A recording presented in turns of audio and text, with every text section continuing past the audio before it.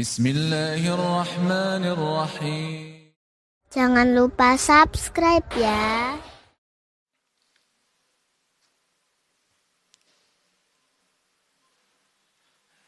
Resep ya manisara repi gitu.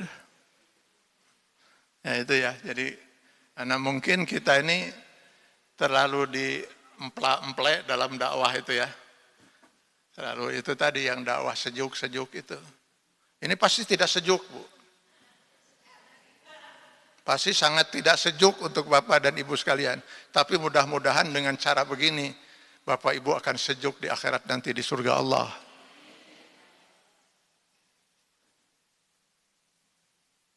Katakanlah yang hak itu ya hak, yang batil batil.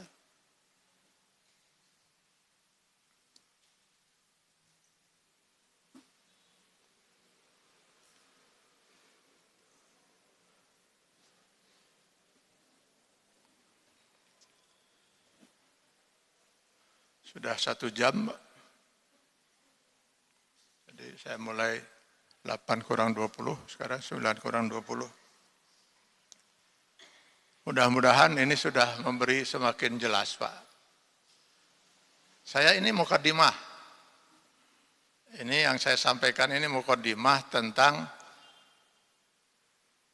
gugurnya keimanan dan keislaman seseorang yang mengaku muslim.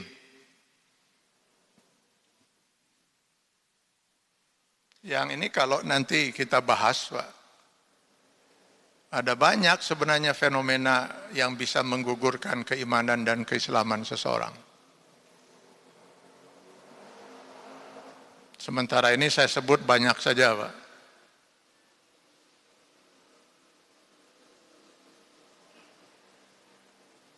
Karena masing-masing para ulama ada yang menyebutnya 20, ada yang mengatakan kurang dari itu, dan lain sebagainya.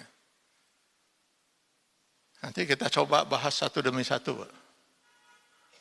20 fenomena yang dapat menggugurkan keislaman seseorang. Cuman memang sayangnya di Istiqomah ini perjumpaan kita hanya sebulan sekali. Mudah-mudahan tidak lupa gitu ya. Kebetulan saya sedang membahas hal ini juga. Dulu pernah saya bahas 16 tahun yang lalu di kajian saksiyah di Al-Fajar. Sabtu rutin itu jam 10 sampai dengan zuhur. Usia kajian ini sudah 16 tahun, Pak. Ini sudah dihitung-hitung sudah 800 sekian puluh kali pertemuan. 3 tahun pertama kita bicara akidah ini. Karena ini fondasi, Pak. Yang kalau di dalam Quran surat Ibrahim 24-25 itu, akidah itu diibaratkan akar pada sebuah pohon. Wa amilus solihat dalam bentuk hablum minallah hablum minannas itu dahan, ranting, dan buah dari pohon itu. Maka kita nggak perlu bicara buah, bahkan dahan dan ranting. Nggak perlu kita bicara itu kalau akar sudah tidak ada, dan mual pasti mual buahan. Bahkan bertahan hidup pun pohon itu mustahil. Maka keimanan itu ditamsilkan oleh Allah di Ibrahim 24 itu seperti akar pada sebuah pohon. Kalau akarnya sudah tidak ada, ya sudah, pohon itu sudah tidak ada. Percuma saja sholat, saum, haji, dan sebagainya. Kalau akidahnya sudah rusak. Nah, akidah itu rusak tidak harus seluruhnya.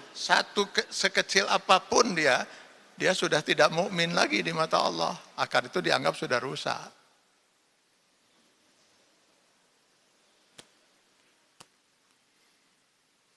Nah, yang paling pertama, dan ini kalau Bapak Ibu ada waktu dan kita sedang mengaji ulang itu setelah 16 tahun itu.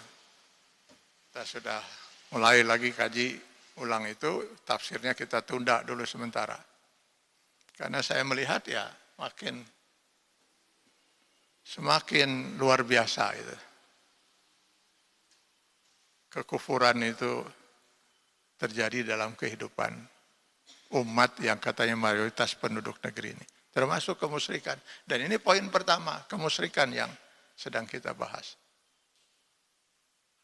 Berapa banyak kita lihat sekarang umat Islam yang terus melakukan praktek kemusyrikan.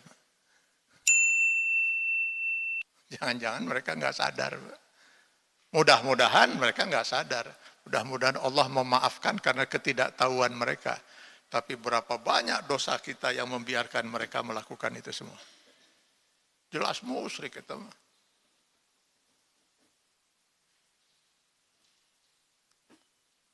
Bagi yang ingin bisa juga ikut kajiannya di hari Sabtu di Masjid Al-Fajar jam 10. Semoga Allah selalu membimbing kita di jalan yang diridhoinya. Mudah-mudahan keimanan dan keislaman kita bisa kita pertahankan secara utuh sampai akhir hayat kita. Sehingga kita berhak untuk memasuki surga Allah SWT. Amin ya Allah ya Rabbal Alamin. Terima kasih. Aku qouli hadza astaghfirullah li wa lakum. Assalamualaikum warahmatullahi wabarakatuh.